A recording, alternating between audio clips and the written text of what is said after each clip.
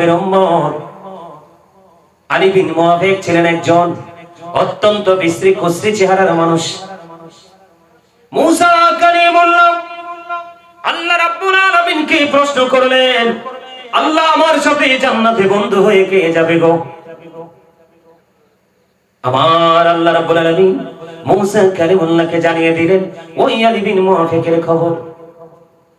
মুসা কালিমুল্লাহ চলে গেলেন আলী বিন মুআফিককে দেখার জন্য। গিয়ে দেখলেন বন্ধু তিনি একজন কসাই গোশত বিক্রি করে। লোকটা দেখতে অত্যন্ত বিশ্রী ছিল বন্ধু, কিন্তু ওনার পেশাটা কি, প্রফেশনটা কি, একজন কসাই। আমাদের মধ্যে কিন্তু কসাইকে মানুষ বেশি ভালোবাসে না, মহব্বত করে না। করে না রে বন্ধু। কিন্তু মুসা দেখতেছেন তিনি কি করতেছে। মুসা কালিমুল্লাহ দেখতে পাইলেন একজন কসাই গোশত বিক্রি করে করে করে করে বন্ধু বাড়ি চলে গেল। বাড়ি চলে গেলেন, গিয়ে দেখলেন মুসা কালিমুল্লাহ তার বৃদ্ধ মা। তিনি কি করলেন, বাড়ি গিয়ে নিজে আগে ফ্রেশ হলেন না। অত্যন্ত পরিশ্রম করেছেন, গোশতকে পশু কেটেছেন, জবাই করেছেন, বিক্রি করেছেন, অনেক পরিশ্রম করেছে।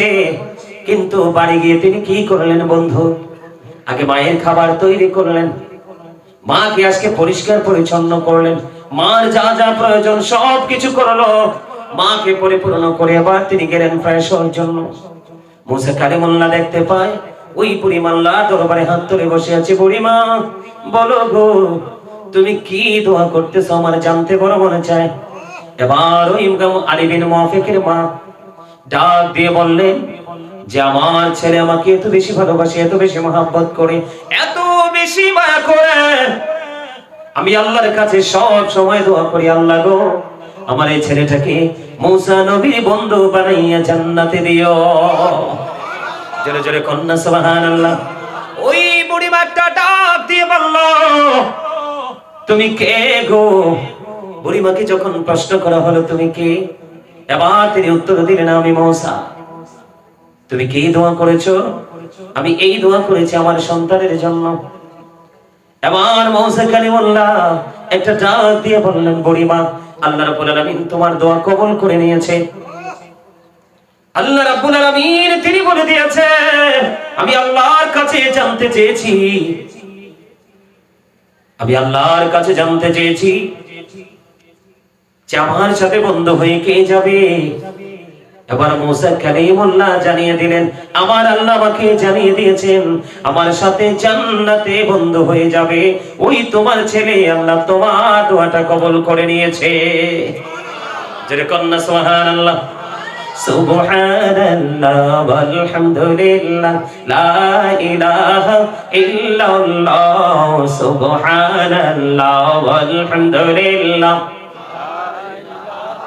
ইল্লাল্লাহ লা ইলাহা ইল্লাল্লাহ লা ইলাহা আরশ কুরসি লৌহ কলম সৃষ্টি জাহান ওসিলা। আরশ কুরসি লৌহ কলম সৃষ্টি জাহান ওসিলা।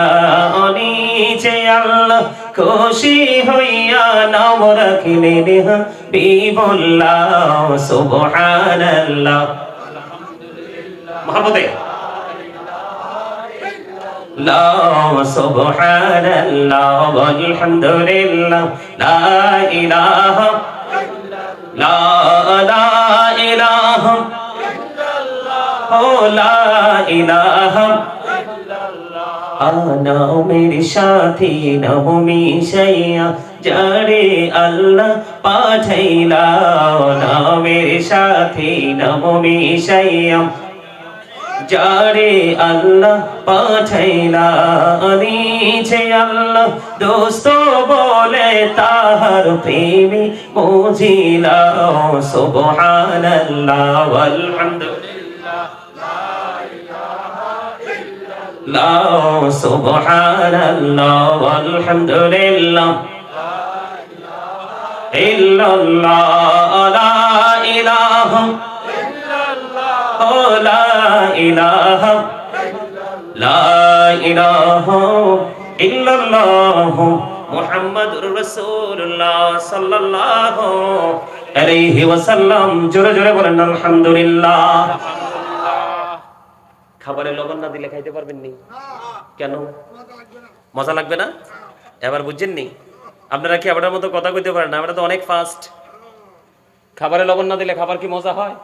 তো মজা না হইলে কি খাওয়া যায়?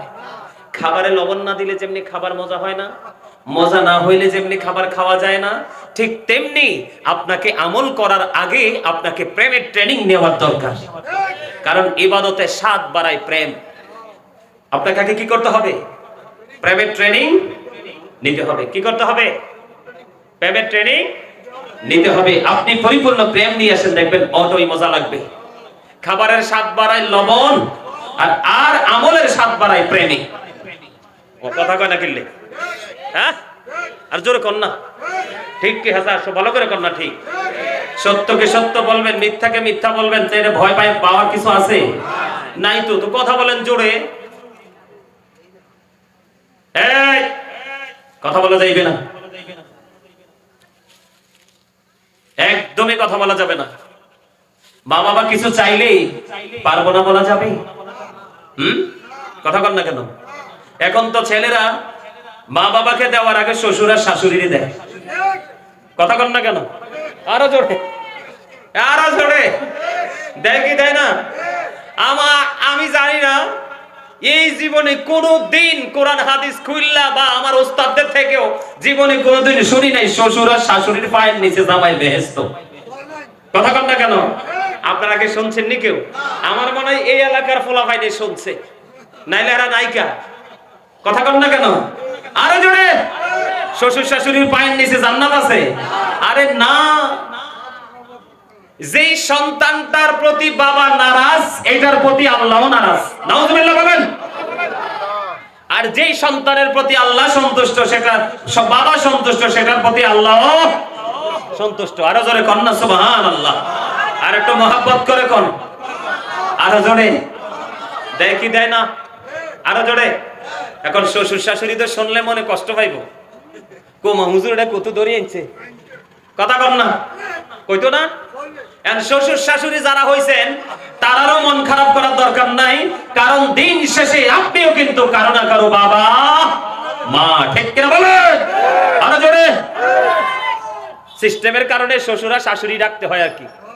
আর না হয় আপনিও কিন্তু ঘরে গেলে কি কথা কয় না, বাবা মা না। আরো জোরে।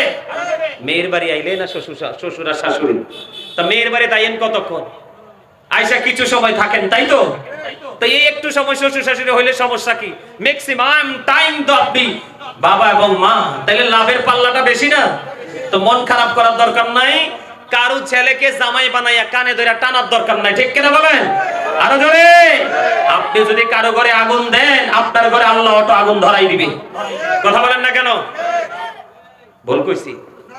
যেই বউ শ্বশুর শাশুড়িরে জ্বালায়, এই বউর বাড়ি গিয়া খবর নিয়ে দেখেন যে ওই বউয়ের ঘরে 5টা ভাই বা 3টা ভাই দুটো, একটাই সে জন্মের দুষ্ট। ঠিক কিনা কোন? আরো জোরে। ভুল বলছি? আরো জোরে। আপনি কিভাবে বিষয়টাকে নেবেন আমি জানি না। রাসূলের কাছে জানতে চাওয়া হলো, আমার সম্পদ আমার বাবা খরচ করতে চায়। কি করতে চায়? তাও কার মতো? নিজের মতো, আপন মনে। আল্লাহ কইছে মিয়া, রাসূল বলছে তুমি তোমার সম্পদ না, শুধু তুমি নিজেও তোমার বাবার সম্পদ। কি বুঝলেন? বাবা মা কত বড় নিয়ামত। আরো জোরে। ম্যাক্সিমাম বাংলাদেশে, আমি সমস্যাগুলো বলি আপনাদেরকে। বাংলাদেশে দেখবেন মেয়ে হইলে বাবা মার মুখ কালা হয়ে যায়। অনেক বাবা মা। কথা কন। ছেলে হইলে মনে হয় যে আসমানের তারা আসছে। বাংলাদেশের ইতিহাস খুঁজে দেখেন, প্রত্যেকটা যেতগুলো বাবা মাকে বৃদ্ধাশ্রমে দেওয়া হয়েছে, প্রত্যেকটা বাবা মাকে ছেলেরাই দিয়েছে। একটা মেয়েও তার বাবা মাকে বৃদ্ধাশ্রমে দেয় নাই। ঠিক কিনা বলেন? আরো জোরে। আর বিশেষ করে বাবা মাকে সবচেয়ে বেশি কষ্ট দেয় শিক্ষিত ছেলেগুলো। ছেলে চারটাই বড় চাকরি করে। কোন বউ তোমার ওই বউয়ে তোমার মারে দেখেন, আমি দেখবো কেন? এটাই স্বাভাবিক। কারণ আমি তো আমার মার দুধ খেয়ে বড় হয়েছি। ঠিক কিনা বলেন? সে তার মার দুধ খেয়ে বড় হয়েছে, তার চিন্তা ওই দিকেই থাকবে। কিন্তু সবাই আবার একরকম নয়। ঠিক কিনা বলেন? মা বাবার কদর বোঝানোর জন্য বলছি, তিনজন লোক সফরে গেলেন। কি করলেন? হাদিস শরীফের মধ্যে আছে। কয়জন? সফর করলেন। সফর করতে করতে করতে করতে তারা একটা গুহার ভিতরে ঢুকলেন। গুহার ভিতরে ঢুকে গেলেন। ঢোকার পরে তারা দেখলেন হঠাৎ করে বিশাল এক পাথর এসে তাদের প্রবেশ মুখটাকে বন্ধ করে দিয়েছে। আল্লাহু আকবার বলেন। খেয়াল করবেন কয়জন লোক, তারা কোথায় ঢুকছে, এটা হাদিস শরীফের অত্যন্ত চমৎকার আলোচনা, খেয়াল করেন। আর বিশেষ করে এই জায়গাগুলো, আরেকটা কথা বলে রাখি, এই জায়গাগুলো কিন্তু আসলে সত্যিকার অর্থে সেন্স এবিলিটি সম্পন্ন পার্সনদের জন্য এই জায়গাগুলো। কথা কি বুঝতে পারছেন? এখান থেকে বিবেকবান মানুষ কিছু নিয়ে যেতে পারবে, যারা বিবেকহীন তাদের জন্য এখানে কিছু নাই। কি বলেন? কথা বুঝতে পেরেছেন? কয়জন লোক? তিনজন লোক বন্ধু সফরে বের হয়ে গেল। সফর করতে করতে করতে করতে করতে তারা বন্ধু একটা সময় গিয়ে কি করলো? গুহার মধ্যে ঢুকে গেল। ভিতরে ঢুকে গেল। হঠাৎ করে কুদরতি এক পাথর এসে তাদের প্রবেশ মুখটা বন্ধ করে দিল। তিনজন চিন্তা করতেছে, এখন কি করব? এমন পাথরে পৃথিবীর কারোরই কোনো শক্তি নেই পাথর সরাইবার, একমাত্র মালিক যদি দয়া করে পাথরটা না সরায়। আবার একটা কথা, আল্লাহ ছাড়া এই যে ভয়ঙ্কর বিপদের মধ্যে আমরা পড়েছি, এটা তো পৃথিবীর কেউ জানে না। জানে কে? আল্লাহ। আর বিপদগ্রস্ত যে তিনজন জানে যে আমরা এখানে আছি। বন্ধুরে আমার, আবার তিনজন মিলে পরামর্শ করলেন, আমরা তো এখানে আছি, এখান থেকে মুক্ত হব কিভাবে? কে রে আমাদেরকে বিপদ থেকে উদ্ধার করবে? তিনজনের মধ্যে পরামর্শ করলো। পরামর্শ করার পরে তিনজনের মধ্যে একটা সমাধান চলে আসলো। সমাধানটা কি? আমাদের জীবনে কত আমলিত করেছি, এই আমলের মধ্যে আমরা আমাদের জীবনের গুরুত্বপূর্ণ কোন আমলের উসিলা দিয়ে আজকে মালিকের কাছে দরখাস্ত করে দেব, আমার মালিক যেন আজকে ওই পবিত্র কাজের উসিলায় যেন আমাদেরকে আজকে বিপদ থেকে উদ্ধার করে। জোরে জোরে বলেন না সুবহানাল্লাহ। আর একটু মহব্বতে পড়ুন না সুবহানাল্লাহ। বন্ধু হৃদয় খুলে শোনো গো, ও বন্ধু, প্রথম জন তিনি ছিলেন মা বাবার পাগল, তিনি ছিলেন একজন কাঠুরিয়া। বন্ধুরে আমার, প্রথম জন উসিলা কোনটা বেছে নিয়েছে দেখেন। উনি এমন একজন মানুষ ছিলেন, মাকে অনেক বেশি ভালোবাসতেন, বাবাকে ভালোবাসতেন। বন্ধুরে আমার, এবার তিনি কি করলেন? বসে বসে খুঁজলেন যে আমি কোন আমল দিয়ে আল্লাহর কাছে দরখাস্ত করব। ওনার মধ্যে একটা এমন একটা গুরুত্বপূর্ণ আকর্ষণীয় ইবাদত মনে হয়ে গেল। তিনি একদিন কাঠ কেটে আসলেন। আসার পর ওনার ঘরে দুধ দহন করার মতো প্রাণী ছিল। প্রতিদিন এসে তিনি দুধ দহন করতেন, কিন্তু আজকে দুধ দহন কাঠ কেটে এসে দেখলেন মা বাবা ঘুমিয়ে গেছে। এবার তিনি কি করলেন? দুধ দহন করলেন। দুধ দহন করার পর দেখলেন মা বাবার ঘুম ভাঙে না, মা বাবা ঘুমিয়ে গেছে রে। এবার কি করলেন? দুধের পাত্রটা হাতে নিয়ে বন্ধু তিনি দাঁড়িয়ে রইলেন। ওনার সন্তান ডাকতেছে, বাবা বাবা গো, আমাকে একটু দুধ দাও, আমি দুধ পান করবো। কিন্তু বন্ধু ওই কাঠুরিয়া কি করলেন? না না না না, আমি দুধ দেব না, আমি আমার মাকে দুধ খাওয়াবো, তারপরে আমি তোমাদেরকে দেব। দুধের পাত্র নিয়ে দাঁড়িয়ে গেলেন বন্ধু। মা বাবার ঘুম ভাঙলো। ঘুম ভাঙার পরে মা বাবাকে তিনি দুধ পান করিয়ে দিলেন। জোরে জোরে কন্যা সুবহানাল্লাহ। কি করলেন? দুধ পান করিয়ে দিলেন। খেয়াল করেন।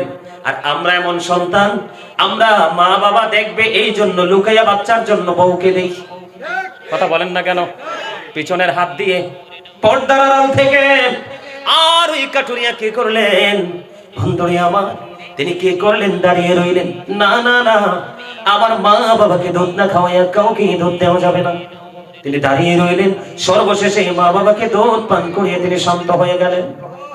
এই ছেলেটা আজকে বন্ধু বড় বিপদে, তাও পাহাড়ের গুহার ভিতরে বন্ধু, পাথরের বিপদ। পৃথিবীর কেউ তো জানে না, এটা কেউ সরাইতেও পারবে না মালিক যদি না সরায়। এবার ওই ব্যক্তি আল্লাহর কাছে দরখাস্ত করে দিলেন, মালিক মালিক রে, ওই দিনের আমল, ওই দিনের কাজ যদি তোমার কাছে বেশি ভালো লেগে থাকে, তোমার কাছে যদি বেশি পছন্দ হয় রে দয়াল, আমি সেদিন একমাত্র তোমার সন্তুষ্টির জন্য, তোমার দিদারের আশায়, তোমাকে খুশি করার জন্য আমি আমার মা বাবার সাথে উত্তম আচরণ করেছি। কারণ তুমি বলেছো মা বাবার সাথে উত্তম আচরণ করার জন্য। মালিক, সেই দিনের কাজ যদি তুমি আল্লাহ কবুল করে থাকো গো, তাহলে আমাকে আজকের এই বিপদ থেকে তুমি আমাকে বাঁচাও। ও বন্ধু, দোয়া শেষ হইতে দেরি রে। হাদিস শরীফের মধ্যে এসেছে দোয়া শেষ হইতে দেরি। এবার চাইয়া দেখলেন আল্লাহর কুদরতে অটোই পাথরখানা দরজা থেকে একটু সরে গেছে। জোরে জোরে বলেন না সুবহানাল্লাহ।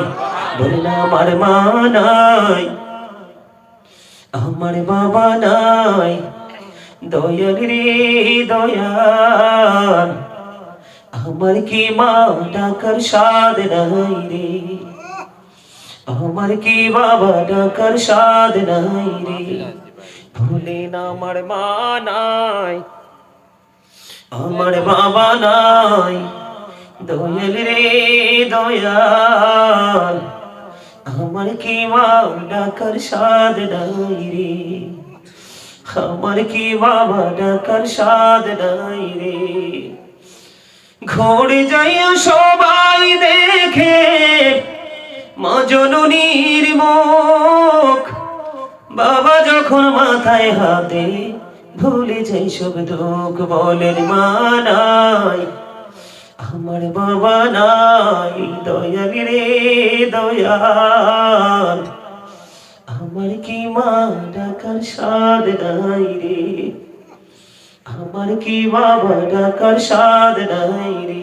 বলেন শয়নে স্বপনে শুধু মা তোমার কথা মনে হয়, শয়নে স্বপনে শুধু মা তোমার কথা মনে হয়। কতদিন দেখি না তোমার, ভুলে কি গেছো আমায়, ভুলে কি গেছো আমায়। আদুর সোহাগ মাগো আর কোথা পাবো, কারা চলে আমি নিজেকে জড়াবো। আদর সোহাগ মাগো আর কোথা পাবো, কারা চলে আমি নিজেকে জড়াবো। কার কাছে ধরবো মিছে বায়না, তোমার মতো কেহ নাই, শয়নে স্বপনে শুধু মা তোমার কথা মনে হয়। আমার ভুবন জোড়ে শুধু দুঃখ জ্বালা, কে আর পরাবে আমায় সুখের সে মালা। আমার ভুবন জোড়ে শুধু দুঃখ জ্বালা, কে আর পরাবে আমায় সুখের সে মালা। কপলে কে দেবে আর কাজলের টিপ, তুমি জেনে ধরাই, শয়নে স্বপনে শুধু মা তোমার কথা মনে হয়। জোরে জোরে কন্যা মারহাবা, আরো জোরে বলেন না মারহাবা। মা বাবার কথা শুনলে ভালো লাগে না? কয়জন লোক আল্লাহ একজনের দোয়া কবুল করে নিয়েছে? জোরে জোরে কন্যা সুবহানাল্লাহ, আরো জোরে কন্যা সুবহানাল্লাহ। আর একটু মহাপতে কি করে নিয়েছে? আল্লাহ কবুল করে নিয়েছে। জোরে কন্যা আমিন। আর তো মহাপত করে আরেকজন আল্লাহর কাছে দরখাস্ত দিয়ে দিয়েছেন। কি দরখাস্ত? ওনারও জীবনের গুরুত্বপূর্ণ একটা ইবাদতকে সামনে নিয়ে আসছেন। আরেকজন আল্লাহর কাছে দরখাস্ত করে দিচ্ছে, ওনার জীবনে উনি একটা মেয়েকে ভালোবাসতো। কাকে? একটা মেয়েকে ভালোবাসতো। সব সময় মেয়েটাকে সে কাছে পাবার আকাঙ্ক্ষা করত, কিন্তু কোনোভাবেই সে মেয়েটাকে কাছে পাচ্ছে না। একটা সময় এমন পরিস্থিতি হলো, মেয়েটার পরিবেশ প্রতিকূলে চলে গেল। তখন ওই মেয়েটার, ওই ছেলেটা 2 নাম্বার যে দোয়ার প্রার্থী আল্লাহর কাছে চাচ্ছে, তিনি কি করলেন? 200 দিরহাম দিয়ে মেয়েটার কাছে চলে গেলেন তার নিজের স্বাদ মেটানোর জন্য। নাউজুবিল্লাহ বলেন। এবার কি করলেন? মেয়েটার কাছাকাছি যাওয়ার কারণে কাছাকাছি যাওয়ার পরে ছেলেটাকে ডাক দিয়ে বলল, থামো, আমাকে যিনি বউ করে ঘরে নিয়ে যাবে তার জন্য আমি আমার ইজ্জতকে কি করে রাখবো, মজুত করে রাখবো, তুমি আমাকে টাচ করো না। সুবহানাল্লাহ বলেন না, আরো জোরে। বন্ধুরে আমার, ওই ছেলেটা কি করলেন, মেয়েটা থেকে দূরে সরে চলে আসলো এবং তাকে যে 200 দিরহাম দিলেন, এই 200 দিরহামের দাবিও সে মাফ করে দিল। এত বড় ত্যাগ তিনি করেছেন। ওই ব্যক্তি আল্লাহর কাছে আজকে বিপদগ্রস্ত, বিপদে পড়ে আল্লাহকে ডেকে বলছে, আল্লাহ গো, ওই দিন যে এই কাজটা করেছিলাম, পাপ কাজ থেকে দূরে ছিলাম একমাত্র তোমার খুশি করার জন্য, তোমার সন্তুষ্টির জন্য। ওই দিনের এই কাজ যদি তোমার কাছে পছন্দ হয়, ভালো লাগে, তাহলে আজকে আমাকে এই বিপদ থেকে তুমি উদ্ধার করো। বলতে দেরি বন্ধু, তোমার শেষ হইতে দেরি, পাথরখানা আরো একটু সরে গেছে। জোরে জোরে বলেন না সুবহানাল্লাহ, আর একটু মহব্বতে বলুন সুবহানাল্লাহ। বন্ধুরে আমার, এবার কি করলেন, তৃতীয় জনের পালা। আমরা কিন্তু এই দুনিয়ার মধ্যে মানুষের হক নষ্ট করতে পারলে, মারতে পারলে খুশি হই। কথা বলেন না কেন? মানুষের হক মারতে পারলে খুশি হই না? মনে করি অনেক বড় বিজয়ী হয়ে গেছি আমি। আর একজন আল্লাহর কাছে দরখাস্ত দিলেন, ওনার জীবনের আমলটা কেমন। আমাদের দেশে আমরা কাজের লোক দিয়ে কাজ করাই না, কথা বলেন না কেন? ওই তৃতীয় জন উনি আল্লাহর কাছে প্রেজেন্ট করে দিলেন, সামনে নিয়ে আসলেন ওনার জীবনের গুরুত্বপূর্ণ একটা ইবাদত। ওনার কাছ থেকে একজন শ্রমিক পারিশ্রমিক না নিয়ে তিনি চলে গেলেন। তার মানে একজন মালিকের কাজ করলেন, একজন গোলাম কাজ করলেন ঠিকই, কিন্তু বেতন নিলেন না। বেতন না নিয়ে চলে গেল। ওই মালিক হলো আজকের এই তৃতীয় জন, যিনি আল্লাহর কাছে তৃতীয় জন দেওয়ার জন্য প্রস্তুত। তিনি কি করলেন, ওই শ্রমিকের সম্পদগুলো জমা করে রেখে দিলেন, বন্ধেগুলোকে ইনভেস্ট করলেন। একদিন হঠাৎ করে ওই গোলাম চলে আসলো, মালিক আপনার কাছে আমার কিছু শ্রম পারিশ্রমিক রয়ে গেছে, এটা আমি নিতে এসেছি। ওই মালিক দেখিয়ে দিল, ওই যে পশুগুলো এগুলো তোমার। সুবহানাল্লাহ বলেন না? এই কেমন হয়েছে জানেননি? আমরা যেরকম ছোট্ট মুরগি একটা পাললে বড় হয়, ডিম দেয়, বাচ্চা হয়। গরু একটা ছোট্ট কিনলাম, বড় হলো, বাচ্চা দিল। ছাগল কিনলাম, বড় হলো, বাচ্চা দিল। এমনি করে করে বাড়তে থাকে কিনা? এবার এই শ্রমিক আশ্চর্য হয়ে গেল, অবাক হয়ে গেল শ্রমিক। এগুলো কি আমার? কয় হ্যাঁ, এগুলো সব তোমার। কেমন করে সম্ভব গো? কারণ তুমি যেদিন আমার কাছে পারিশ্রমিক রেখে গিয়েছিলে, সেই দিনই তোমারটা আমি ইনভেস্ট করেছি, আজ পর্যন্ত এইটুকু এসে দাঁড়িয়েছে, এটা সবটা তোমার। তুমি নিয়ে যাও বন্ধু। জোরে জোরে কন্যা সুবহান।